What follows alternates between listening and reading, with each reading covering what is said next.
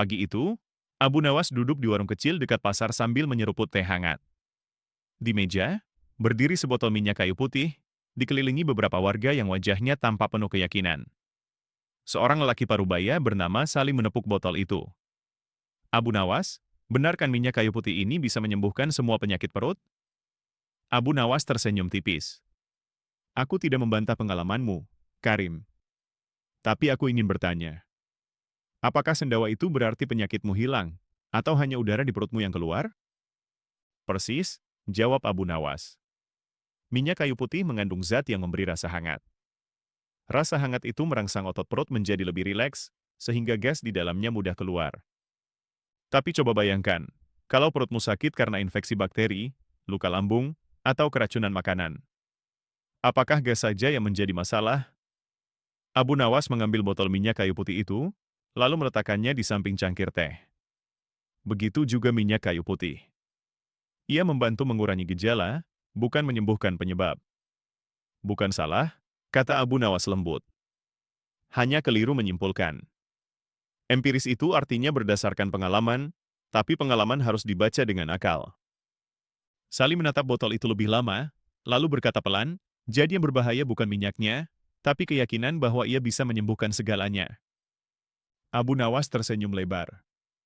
Akhirnya kau sendiri yang menyimpulkan. Ilmu kesehatan tidak melarang tradisi, tapi mengajarkan batasnya. Menjelang siang, Abu Nawas belum juga beranjak dari warung. Kali ini ia dikerumuni orang-orang baru yang datang setelah mendengar kabar bahwa Abu Nawas berani membantah khasiat minyak kayu putih. Beberapa datang dengan niat ingin tahu, sebagian lagi datang dengan wajah siap berdebat. Seorang lelaki berbadan besar, Pak Hamdan, duduk dengan berat hingga bangku berderit. Aku dengar kau bilang minyak kayu putih tak bisa menyembuhkan semua penyakit perut. Tapi kemarin tetanggaku sakit perut hebat, diolesi minyak, tidur, paginya segar. Abu Nawas menatapnya tenang. Pak Hamdan, kalau seseorang demam lalu tidur nyenyak, paginya badan lebih baik. Apakah tidur itu obat semua penyakit? Tidak, jawab Hamdan, agak ragu. Tidur membantu tubuh bekerja, lanjut Abu Nawas. Begitu juga minyak kayu putih. Saat tubuh rileks, sistem pencernaan bisa menenangkan diri. Banyak sakit perut ringan memang bisa sembuh sendiri. Minyak hanya menemani proses itu, bukan menggantikannya. Seorang anak muda yang sejak tadi mencatat sesuatu di ponselnya mengangkat tangan. Tapi efek hangat itu nyata, kan? Nyata, jawab Abu Nawas cepat. Dan disitulah letak kejujurannya. Hangat memperlebar pembuluh darah di kulit, memberi rasa nyaman, dan mengalihkan perhatian dari rasa sakit. Dalam ilmu, ini disebut efek simptomatik, bukan kuratif. Beberapa orang saling pandang. Kata-kata itu terdengar asing, tapi masuk akal. Tak lama kemudian, seorang tabib kampung datang, membawa tas kulit usang. Ia tersenyum kecut. Abu Nawas, kalau kau terus bicara begini, orang-orang bisa mengira kami para tabib penipu. Abu Nawas bangkit sedikit dari duduknya, memberi hormat. Justru sebaliknya. Tabib sejati tahu kapan ramuan cukup, dan kapan harus menyuruh orang beristirahat atau mencari bantuan lain. Yang berbahaya adalah orang yang menjual harapan berlebihan. Tabib itu terdiam. Warga menunggu, tegang. Lalu ia tertawa kecil. Kau pintar memutar logika, Abu Nawas. Abu Nawas menggeleng. Aku hanya memisahkan antara rasa nyaman dan kesembuhan. Keduanya sering disatukan karena terasa mirip. Seorang ibu tiba-tiba bersuara lirih. Kalau anakku sakit perut karena cacing, aku mengolesi minyak, dia berhenti menangis. Abu Nawas mendekat. Ia berhenti menangis karena merasa hangat dan diperhatikan. Tapi cacingnya tetap ada, memakan makanan di perutnya. Kalau tidak dikeluarkan, anak itu bisa lemah pelan-pelan. Suasana mendadak senyap. Beberapa ibu mengangguk pelan, seolah baru menyadari sesuatu yang selama ini terlewat. Karim kembali muncul, kali ini tidak setajam tadi. Jadi, bagaimana cara orang awam membedakan sakit perut biasa dan yang berbahaya? Abu Nawas mencondongkan tubuh ke depan. Perhatikan tanda-tandanya.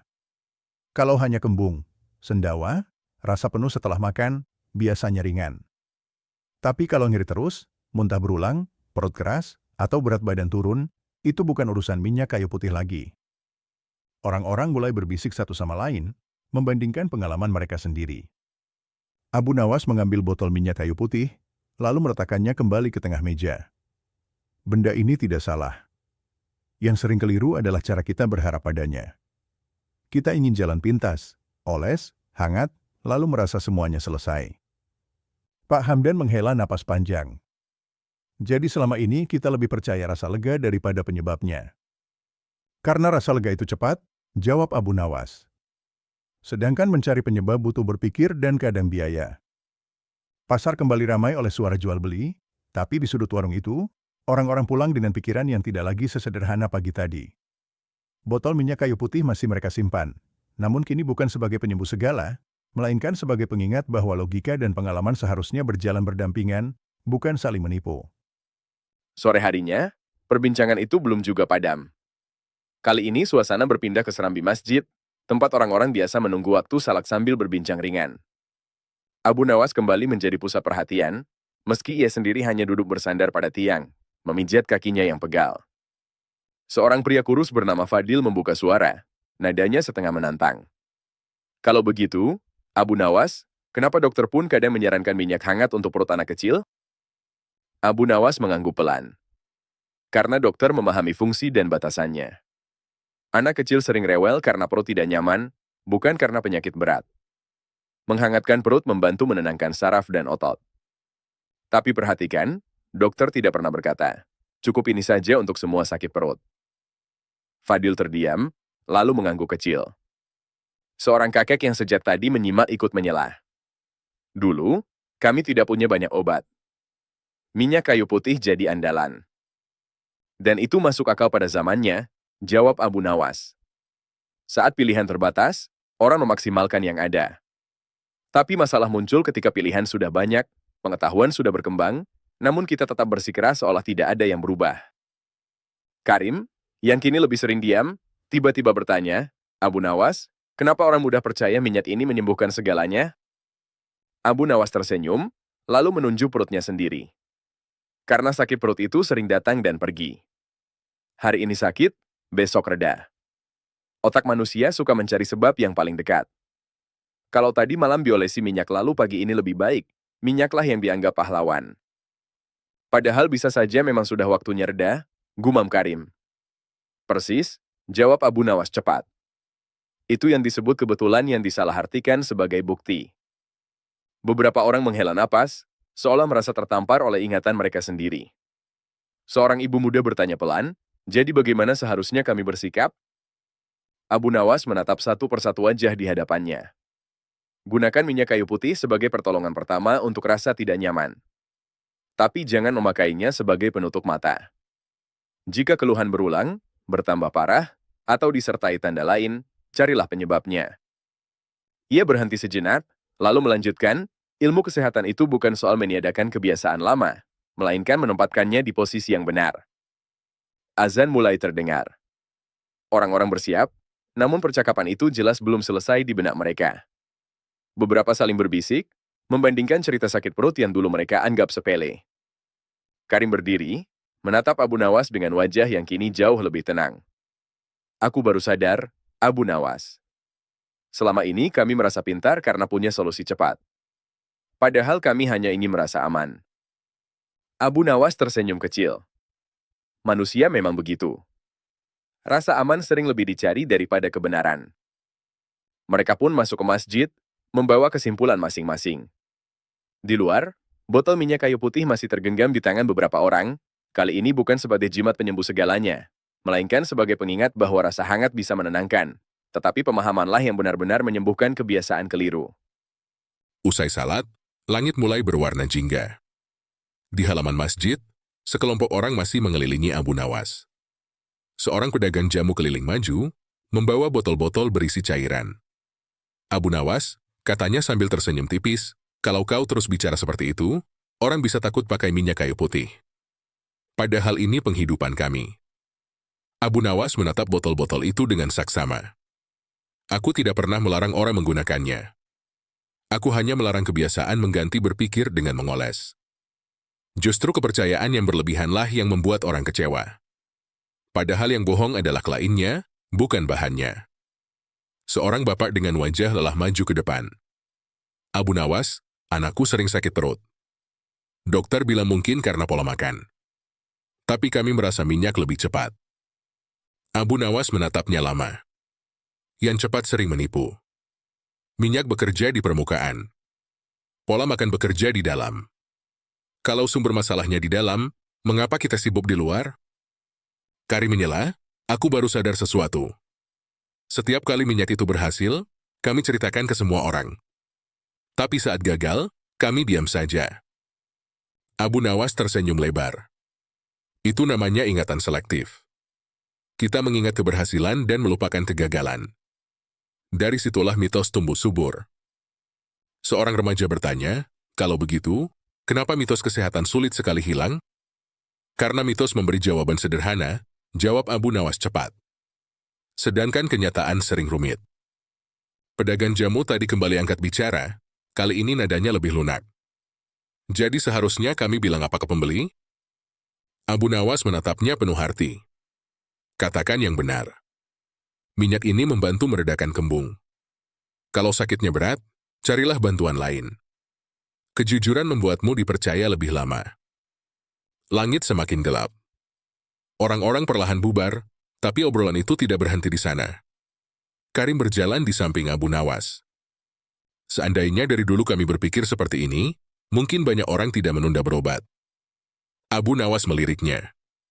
Kesalahan terbesar manusia bukan tidak tahu, tapi merasa sudah tahu. Karim tersenyum pahit, menggenggam botol minyak kayu putih di sakunya. Botol itu terasa lebih ringan, bukan karena isinya berkurang, tetapi karena keyakinan berlebihan yang akhirnya mulai luruh. Malam semakin larut ketika mereka sampai di ujung gang. Di sana, beberapa pemuda sedang berkumpul sambil tertawa keras. Di tengah mereka, seorang pria tergeletak di bangku panjang, memegangi perutnya dengan wajah merinyis.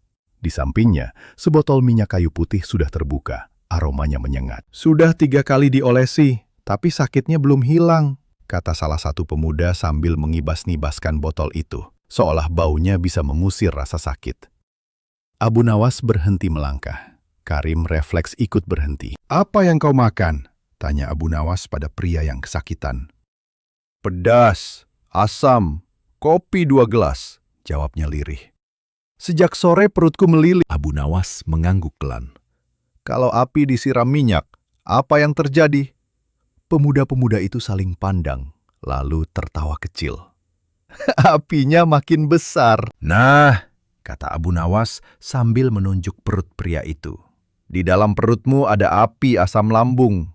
Minyak kayu putih memang hangat di kulit, tapi rasa hangat itu tidak memadamkan api di dalam. Bahkan rasa nyaman di luar bisa membuatmu lupa bahwa di dalam sedang iritasi." Salah satu pemuda menyela. "Tapi kami pikir selama masih bisa diolesi, berarti belum parah." Abu Nawas tersenyum tipis. "Itulah masalahnya. Minyak sering dijadikan penanda tingkat sakit, bukan gejala. Padahal tubuh memberi sinyal bukan lewat kulit, tapi lewat rasa nyeri yang tidak kunjung hilang." Karim menelan ludah. "Jadi seharusnya dia bagaimana?" "Berhenti menyiksa perutnya malam ini," jawab Abu Nawas. "Air hangat, istirahat, dan kalau sakit yang berulang atau makin berat, jangan ditunda. Minyak boleh dipakai, tapi bukan sebagai penutup alarm." Pria yang kesakitan menghela napas panjang. "Aku pikir selama masih bisa oles, berarti aman." "Banyak orang berpikir begitu," kata Abu Nawas. "Karena minyak memberi ilusi kendali. Kita merasa sudah berbuat sesuatu, padahal belum tentu yang tepat." Pemuda-pemuda itu terdiam. Salah satunya menutup botol minyak kayu putih dan meletakkannya di meja. Kali ini tanpa gerakan dramatis. "Abu Nawas," kata Karim pelan, "aku baru sadar. Selama ini minyak itu bukan sekedar obat bagi perut, tapi obat bagi rasa panik." Abu Nawas menoleh. Matanya tajam tapi tenang. "Kau cepat belajar. Saat panik, manusia ingin solusi cepat, dan apapun yang membuatnya merasa tenang akan dianggap sebagai penyembuh." Seorang pemuda tertawa kecil. "Jadi yang sembuh itu perasaan kami duluan, bukan penyakitnya." "Seringkali begitu," jawab Abu Nawas. Dan tidak ada yang salah dengan merasa tenang. Yang salah adalah berhenti berpikir setelah merasa tenang. Mereka membantu pria yang sakit masuk ke rumahnya. Di depan pintu, Karim melihat botol minyak kayu putih itu sekali lagi. Kali ini ia tidak merasa yakin, tidak juga menolak. Ia hanya memahami posisinya. Saat berjalan menjauh, Karim berkata lirih, "Besok pasti cerita ini menyebar lagi." Abu Nawas mengangguk. Dan sebagian orang akan tertawa, sebagian akan menyangkal, sebagian lagi mungkin mulai berpikir, itu sudah cukup. Langkah mereka menghilang di gelap malam, meninggalkan gang kecil yang kini lebih sunyi, bersama satu botol minyak kayu putih yang tetap berguna, selama tidak diminta melakukan hal yang bukan kemampuannya. Keesokan paginya, cerita semalam sudah berubah bentuk. Di pasar, Abu Nawas mendengar ulang kisahnya versi orang lain, lebih singkat, lebih dramatis, dan tentu saja dengan bumbu tambahan. Ada orang sakit perut hampir mati, lalu Abu Nawas melarang pakai minyak kayu putih, bisik seorang pedagang ke temannya. Abu Nawas hanya tersenyum sambil membeli sayur. Tak lama, seorang ibu menghampirinya dengan wajah panik. "Abu Nawas, katanya minyak kayu putih sekarang tidak boleh dipakai lagi?" Abu Nawas tertawa pendek. "Kalau begitu, siapa yang bilang sendok tidak boleh dipakai karena pernah membuat orang tersedak?" Ibu itu terdiam. "Masalahnya bukan di bendanya," lanjut Abu Nawas, "tapi di cara memakainya dan harapan yang disematkan padanya." Seorang lelaki lain ikut nimbrung. "Tapi kalau minyak itu cuma bantu gejala, kenapa rasanya seperti sembuh total?" Abu Nawas menunjuk perut lelaki itu. "Kalau kau lapar lalu makan sedikit, rasa perihnya hilang. Apakah itu berarti kebutuhan tubuhmu sudah terpenuhi untuk sehari penuh?" Lelaki itu menggeleng. "Begitu juga minyak kayu putih," kata Abu Nawas. "Ia mengurangi sinyal tidak nyaman. Tapi tubuh masih menyimpan cerita lain di dalam." Karim datang dengan wajah masam. "Sekarang orang-orang malah bilang kau anti tradisi." Abu Nawas terkekeh. "Lucu. Setiap kali logika dipakai, selalu dituduh melawan kebiasaan." Ia lalu berdiri di tengah kerumunan kecil yang mulai terbentuk. "Coba kita buat percobaan sederhana," katanya. 2 orang sama-sama kembung. Yang satu diolesi minyak, yang satu diminta berjalan santai dan minum air hangat. Keduanya kemungkinan sama-sama lega. "Berarti bukan minyaknya yang sakti?" tanya seseorang. "Bukan sendirian," jawab Abu Nawas. "Tubuh memang punya kemampuan pulih. Minyak hanya mempercepat rasa nyaman." Seorang pemuda tertawa. "Jadi selama ini kami memuji minyak, padahal yang kerja keras itu tubuh kami sendiri. Dan itu tidak pernah kita ucapkan terima kasih," sahut Abu Nawas cepat. Kerumunan tertawa lebih keras kali ini. Seorang pedagang tua menggeleng-gelengkan kepala. "Pantas saja, tiap kali sakit perut karena salah makan, aku oles minyak, tapi besok kalau makan sembarangan lagi, sakit lagi." Abu Nawas mengangguk. "Kalau lantai licin lalu kau terpeleset, mengoles kaki dengan minyak bukan solusi jangka panjang. Yang perlu dibersihkan lantainya." Karim menyengir. "Perut kami itu lantainya." "Dan pola makanmu sabunnya," balas Abu Nawas tanpa ragu. Tawa pecah lagi, namun kali ini disertai anggukan. Orang-orang mulai saling menyebut makanan, kebiasaan minum kopi, jam makan yang berantakan, dan bagaimana mereka selalu menutup semuanya dengan satu botol kecil. Abu Nawas menatap botol minyak kayu putih yang dijajakan di lapak.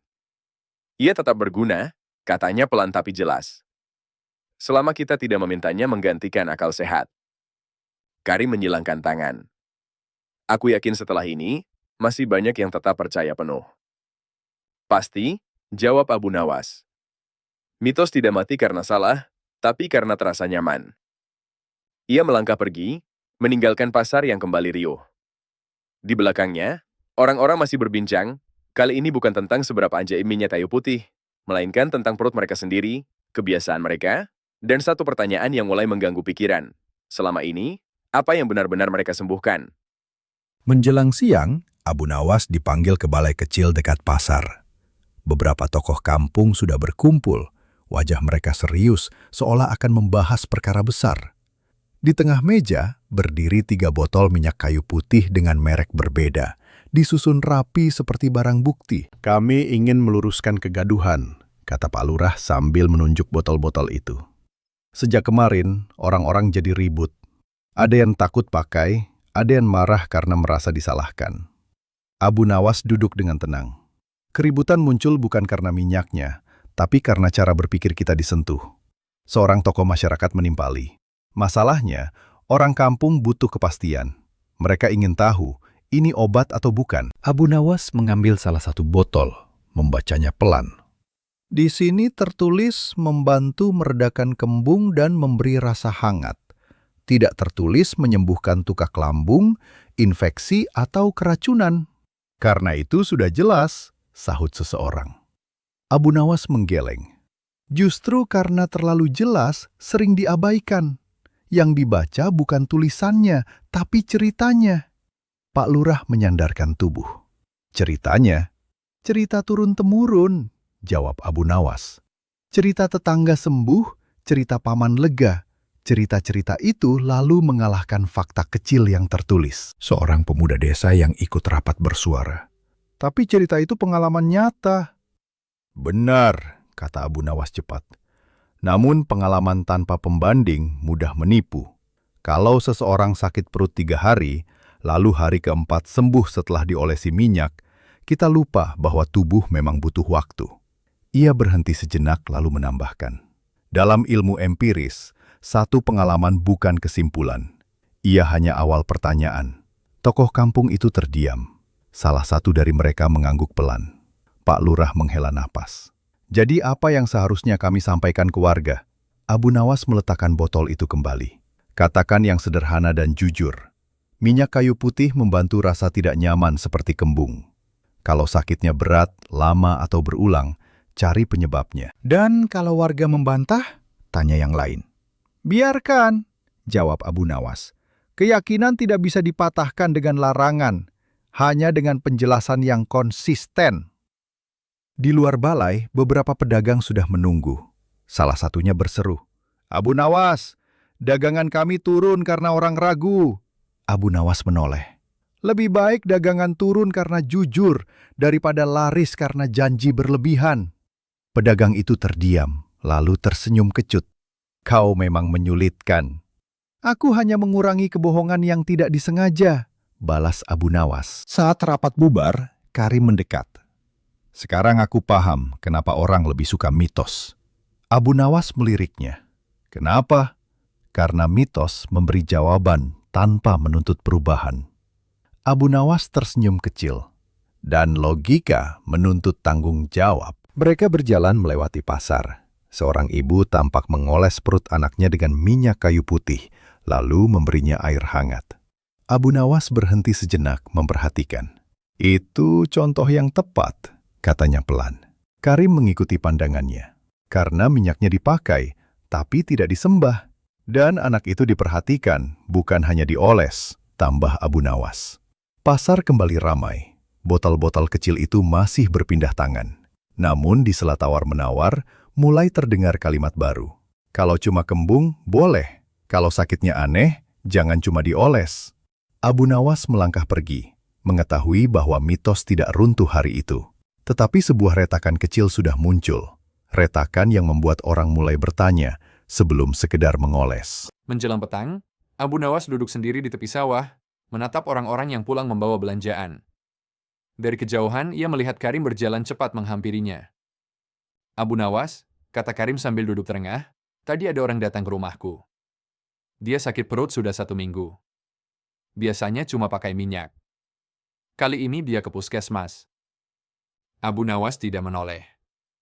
Lalu, dokternya bilang ada infeksi. Kalau terlambat, bisa jadi lebih parah. Karim menelan ludah. Dia bilang, untung kemarin dengar obrolan di pasar. Abu Nawas mengangguk pelan. Tubuh sering memberi peringatan. Masalahnya, kita terlalu sibuk membungkamnya dengan rasa hangat. Karim terdiam cukup lama. Aku baru sadar sesuatu. Minyak kayu putih itu seperti tamu yang baik. Datang sebentar, menenangkan suasana. Tapi kalau kita paksa dia menyelesaikan semua urusan rumah, justru kacau. Sudut bibir Abu Nawas terangkat. Perumpamaan yang bagus. Banyak orang menjadikan tamu sebagai kepala keluarga. Angin sore berembus pelan. Di kejauhan, terdengar suara anak-anak bermain. Karim membuka sakunya, mengeluarkan botol minyak kayu putih. Ia menatapnya lama, lalu berkata, "Aku tetap akan memakainya. Tapi sekarang aku tahu kapan berhenti." Itulah yang disebut bijak, jawab Abu Nawas. Bukan menolak, bukan memuja. Karim bangkit berdiri. Besok, pasti masih ada yang berdebat. Dan lusa juga, kata Abu Nawas. Ilmu tidak menang dengan sekali bicara. Ia menang saat orang mulai ragu pada keyakinannya sendiri. Karim tersenyum, lalu pergi. Abu Nawas tetap duduk, memandang langit yang mulai gelap. Di kampung itu, botol minyak kayu putih akan terus dipakai. Untuk kembung, untuk rasa nyaman, untuk menenangkan anak.